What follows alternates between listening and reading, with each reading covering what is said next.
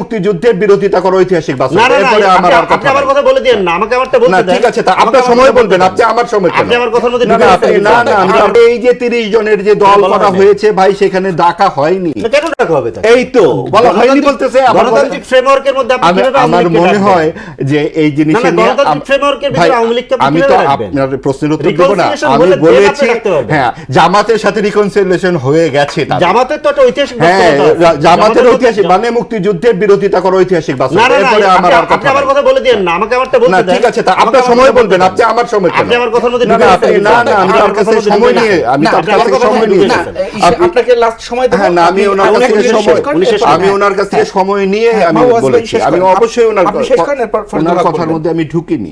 এই ধরনের কথা বললে তো হবে না। পরিষ্কার কথাটা হচ্ছে এখানে একটা ডাবল স্ট্যান্ডার্ড আমরা দেখতে পাচ্ছি। জামাতে ইসলামীকে প্রথম যে 5ই আগস্টে 2টার সময় যে ঘটনা ঘটলো, সব রাজনৈতিক দল কোন বিবেচনায়, জামাতের নামটা আগে বলেন, সেনাবাহিনীর প্রধান, জামাতের আমির। বিএনপি তো অনেক বড় রাজনৈতিক দল, কিন্তু বিএনপির কিন্তু প্রধান ছিল না উপস্থিত। যে থাকুক তাতে কি ভাই, আমার যুক্তিটা আমাকে দিতে বলেন। এখানে তো আপনার যুক্তি খণ্ডন করার কিছু নাই। এটা খুব চোখে পড়েছে যেতে হত্যাকারীদের একটি দলের প্রধানকে এইভাবে ডেকে নেওয়া হয়েছে। এটা হয় না। এবং এই জায়গাটিতে বিএনপির কে প্রধান না প্রধান এই বিষয় নয়। বিএনপি অনেক বড় রাজনৈতিক দল। এই গণ অভ্যুত্থানে এই গত 15 বছর বিএনপির বিরুদ্ধে যে পরিমাণ মামলা হামলা হয়েছে, যত পরিমাণ হয়েছে, ওই যে বলে না একটা পাথর আপনি ভাঙতে দেখলেন লাস্টে, এটা ছোট ছোট ছোট করে আঘাতে এই গণঅভ্যুত্থান কি 36 দিনে হয়ে গেছে? এই গুম খুন আয়না ঘরে এই ছাত্রছাত্রীরা কয়জন গেছে? আর এই গত 15 বছর বিএনপির অবদানটা কি এইখানে? অবশ্যই জামাতের অবদান আছে, কিন্তু জামাত শিবিরের যে গুপ্ত সুপ্ত রাজনীতির যে নানান রকম পদ্ধতি কৌশল, সেখানে তো আমরা জানতাম না যে কে জামাত কি শিবির, যে কে কি করছে। এই যে রাজনীতিতে অস্পষ্টতা, এই যে রাজনীতিতে নানান রকমের যে ঘটনা, আমরা যখন ছাত্রছাত্রী তরুণদেরকে দেখেছি, আমরা তো তাদেরকে পরিষ্কার দেখেছি তারা কি চায়, তারা কি গান গাইছে। ছাত্রছাত্রীরা একসাথে সারা রাত আন্দোলন করছে, তখন তো তাদের কে নারী কে পুরুষ কোনো পোশাক নিয়ে কোনো কথা হচ্ছে না। এই 8 তারিখের পরেই শুরু হয়ে গেল যে কে নারী কে পুরুষ কে কোথায় থাকবে। এবং যেভাবে এনসিপি থেকে আপনার নারী নেত্রীরা পদত্যাগ করলেন, তখন এই বিষয়গুলো তো আরো সামনে চলে আসলো। তার মানে এনসিপিরও নেতাকর্মীরা অনেকেই হয়তো চাননি এই জোটটি। জি, এই প্রশ্নটি নিয়ে একটু ফরিদুল হককে শুনতে চাই।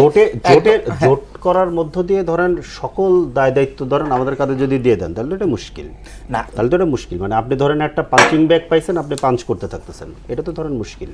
এবং সকল কিছুর দায় দায়িত্ব ধরেন আপনি একজনের কাঁধে দিয়ে দিচ্ছেন। এটা তো জোট একটা নির্বাচনকে কেন্দ্র করে নির্বাচনকে সামনে কার সঙ্গে মিশছে না কার সঙ্গে মিশছি কার সঙ্গে মিশছি না।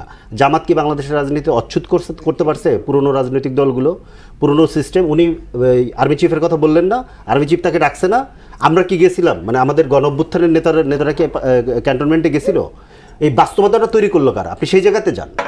বাস্তবতাটা তৈরি করে আপনাকে খাদের কিনারে এনে ফেরেল দেওয়া হবে এবং এরপরে খাদে পড়ে গেলে দোষটা আপনার। ব্যাপারটা তো এরকম না, আপনাকে অন্যভাবে দেখতে পারতে হবে। বাস্তবতাটা ব্যাখ্যা করার এখানে এত সুযোগ নাই। মানে জামাতের সাথে এখানে কে যায় নাই, এবং জামাতকে এখানে ধরেন উনি বিএনপির কথা অনেক বললেন, তো জামাতকে এখানে এস্টাবলিশ করছে কে? জামাতকে এখানে এস্টাবলিশ করছে বিএনপি অন্তত 3 বার। জামাতকে প্রথমে জিয়াউর রহমান এখানে রাজনীতি করার সুযোগ দিয়েছেন। 91 সালে খালেদা জিয়া তাদের সমর্থন নিয়ে সরকারে গিয়েছেন। 2001-06 তারা একসাথে সরকারে ছিলেন, তাদেরকে মন্ত্রী বানাইছেন। এবং ওই সময় তারা 4র্দশ সংশোধনী করেছেন, যে 4র্দশ সংশোধনীর পক্ষে জামাত ইসলামও ছিল। এখন এই সমস্ত ঐতিহাসিক দায় যদি আমাদের কাঁধে দেন, তাহলে তো আমাদের পক্ষে এটা নেওয়া সম্ভব না।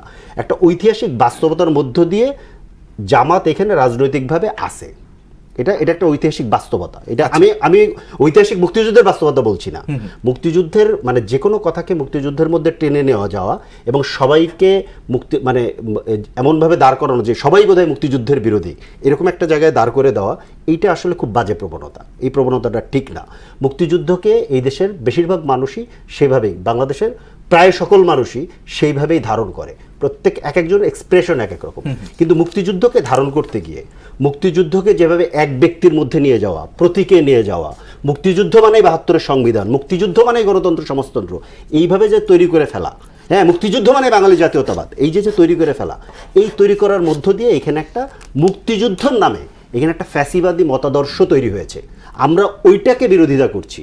মুক্তিযুদ্ধের বিরোধিতা করা আর মুক্তিযুদ্ধ নামের ফ্যাসিবাদী মতাদর্শের বিরোধিতা করা দুটো সেম জিনিস না। আমি ধরেন জামাত ইসলামের বিরোধিতা করি, কি জন্য? জামাত একটা ইসলামিক ফ্যাসিস্ট হয়ে উঠতে চায়, এটা তো এটাই তো জায়গাটা। আপনি যদি এই মুক্তিযুদ্ধের ভূমিকার বাইরে আপনি তার সাথে আলাপ করেন, এটা না, তাই না? তার মানে কি আমি ইসলামের বিরোধিতা করি?